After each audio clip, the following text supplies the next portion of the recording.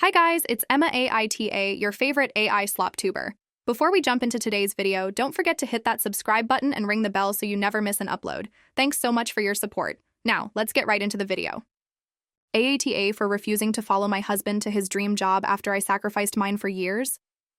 I, 34 female, have been married to my husband Daniel, 36 male, for almost 10 years. We met in our mid-20s when we were both fresh out of grad school and full of ambition. He was finishing up his MBA with dreams of climbing the corporate ladder, and I had just completed a master's in education, hoping to eventually become a school administrator. We clicked immediately, shared values, similar dreams of a stable future, a few kids, travel, the usual. At the start of our marriage, we agreed that we would take turns when it came to career sacrifices. If one of us had to move or give something up, it would be mutual and then reciprocated. We were a team, or so I thought. In year 2 of our marriage, Daniel got a job offer in Seattle that was too good to pass up.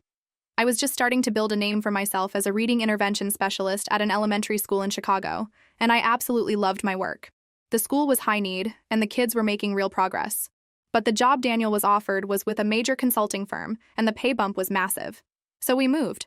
Finding a job in Seattle wasn't impossible for me, but it wasn't ideal. I had to start over, new school, new district, lower seniority. It took time to rebuild. 2 years later, we moved again, this time to Denver, for another opportunity for Daniel. Each time, I restarted my career. My resume became choppy, full of transitions that weren't mine.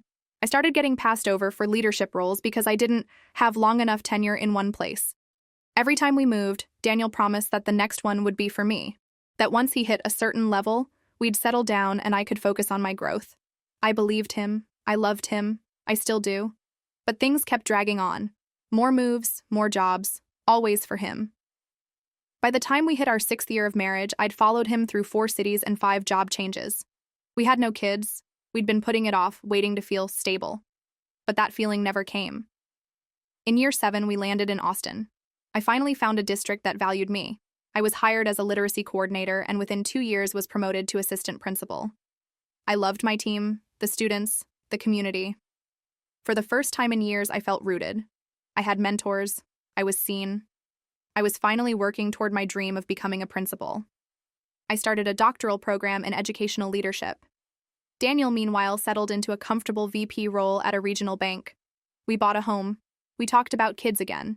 And then last November, Daniel got another offer, this time from a global finance firm in New York. High 6 figures, international travel, big title. It was his dream job. And he expected me to drop everything, again. When Daniel told me about the New York offer, he was practically buzzing. I hadn't seen him that excited in years. He sat me down like it was going to be a celebration, poured wine, laid out the numbers, talked about once-in-a-lifetime opportunities, and setting us up for the future. I listened quietly, and when he finally stopped talking and looked at me like he expected a standing ovation, I just said, no.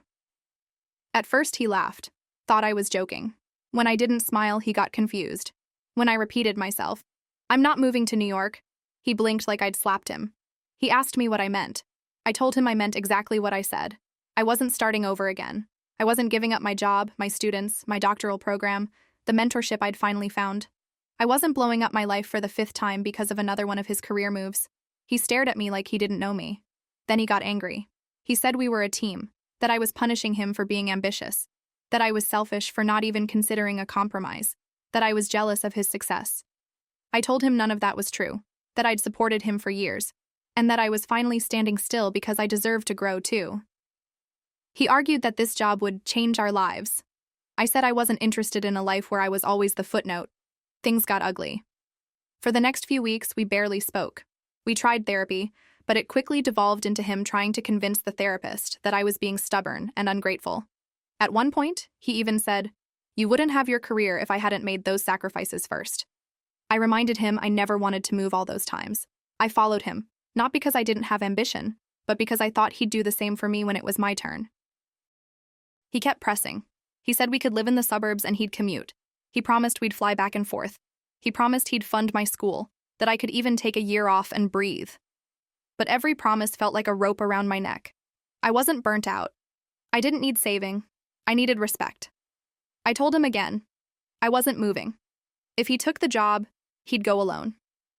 In March, he accepted the job anyway. He moved to New York in April, rented a corporate apartment, and we've been living apart ever since. He calls sometimes, says he misses me, says he's miserable in the apartment without me. He keeps talking about how he wants us to revisit the conversation, but nothing's really changed. He wants me to follow. I keep saying no. Now the rest of our families are getting involved. His parents have called me to say I'm ruining his chance at greatness. My own mother, who's always been quiet about our dynamic, told me maybe I should bend a little to save my marriage. Our mutual friends say I'm being cold and unyielding, that I've made my point, and now I should meet him halfway. But I can't help but think, wasn't the last decade of my life the halfway? Weren't 4 moves enough? Why does he get to chase his dreams, and I'm the villain for wanting a piece of my own? The tension between Daniel and me has become this unspoken chasm that stretches wider every day. When we're together, it's like walking on eggshells. Conversations about anything remotely serious turn into debates about loyalty, sacrifice, and fairness. Our friends who don't know the whole story sometimes look at me like I'm heartless for standing my ground, and at Daniel like he's the unfortunate victim of a career-obsessed spouse. But that's a simplification of years of complex feelings and unmet promises. Since Daniel moved to New York, I've thrown myself deeper into my work and my studies. The kids at the school have become my anchor, their progress a reminder that I'm doing something meaningful with my life. My doctoral program is tough. Balancing coursework, leadership duties, and the emotional weight of this split has been exhausting, but at least it's mine. At least it's a path I chose and am pursuing on my own terms. Daniel, however, is a different story. From what I gather, the job isn't the dream he imagined. The hours are brutal, the corporate culture cutthroat, and he's lonely. He's been candid about his struggles, calling me from his sterile apartment to say he regrets moving without me. I want to believe him, to meet him halfway, but every time I consider uprooting myself again, I feel a knot tighten in my stomach. After years of playing second fiddle to his ambitions, I don't know if I can risk losing my own identity. We've tried to find compromises.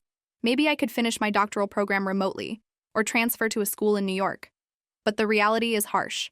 My current position is unique and well-established. The network I've built irreplaceable. Transferring would mean starting over in a city where I have no connections. And with Daniel's unpredictable travel schedule, it would be nearly impossible to build a new life from scratch. Family gatherings have become minefields. His parents, who once seemed supportive, now subtly side with Daniel, praising his drive and hinting that I'm the obstacle to our happiness. My own parents urge me to put the marriage first, which feels like a slap to all I've sacrificed. Even close friends are divided. Some say I'm justified in prioritizing my career. Others think I'm stubborn and unforgiving. I've started questioning myself too. Am I being selfish? Am I holding on to pride at the expense of my marriage? But every time I ask, I come back to the same conclusion. I've already given so much. It's time for Daniel to meet me halfway, to understand that partnership isn't just about chasing one person's dreams, it's about building a life together that respects both our ambitions and sacrifices. The nights are the hardest. Lying in bed alone, I wonder what we lost and what we could still save. I miss him, but I'm terrified that moving to New York would mean losing myself entirely. I don't want to be the person who vanishes into the background for someone else's success. I want to be an equal partner, someone whose dreams are as valid as his. So now, I'm stuck. I don't know if I'm the asshole for refusing to uproot my life again, or if Daniel is the asshole for expecting me to keep sacrificing my happiness for his career. I want to believe we can find a middle ground, but right now it feels like we're living 2 different lives under the same marriage. I'm lost, exhausted, and heartbroken. The months following Daniel's move to New York have been a blur of mixed emotions, difficult conversations, and some soul-searching. Our marriage is hanging by a thread, stretched thin by distance, frustration, and the unspoken pain of unmet expectations. We've tried couples therapy again, this time with a therapist who helped us see the root of our problems, a fundamental lack of communication and respect for each other's needs. Daniel admitted that he hadn't fully appreciated how much I gave up to support his career until he was faced with going it alone. I confessed that I resented the feeling of always being the one to compromise, and that my fear of losing myself was real and justified. For the first time, we talked not about logistics, but about our dreams, fears, and what partnership truly means. We're still figuring out what comes next. Daniel's contract in New York is for 3 years, and there's talk of extending it. He's expressed willingness to explore options that allow me to keep my job, maybe splitting time between cities, or him looking for opportunities closer to home eventually. It's not an easy solution, and honestly, it feels like a slow dance, balancing our ambitions with the realities of life. I'm trying to be more open to flexibility, but with clear boundaries this time. I can't give up everything again, but I also don't want to throw away our marriage. Daniel's trying to understand that ambition isn't just about titles and paychecks. It's about respect, partnership, and supporting each other equally. Friends and family still have their opinions, but I've realized that the only verdict that matters is ours. We both have to live with the choices we make, and sometimes that means painful compromises and honest conversations without blame. So, am I the a-hole? I don't think so. I believe I've earned the right to pursue my own dreams after years of sacrifice. But I also believe marriage is about growing together, not just chasing individual goals. Daniel isn't perfect, and neither am I. We're flawed, trying to figure out how to be partners without losing ourselves. At the end of the day, I want to believe we can find a path that honors both of us, even if it means difficult changes and uncomfortable truths. Because love shouldn't mean losing yourself, but it should mean fighting for the relationship in a way that makes both people feel seen and valued.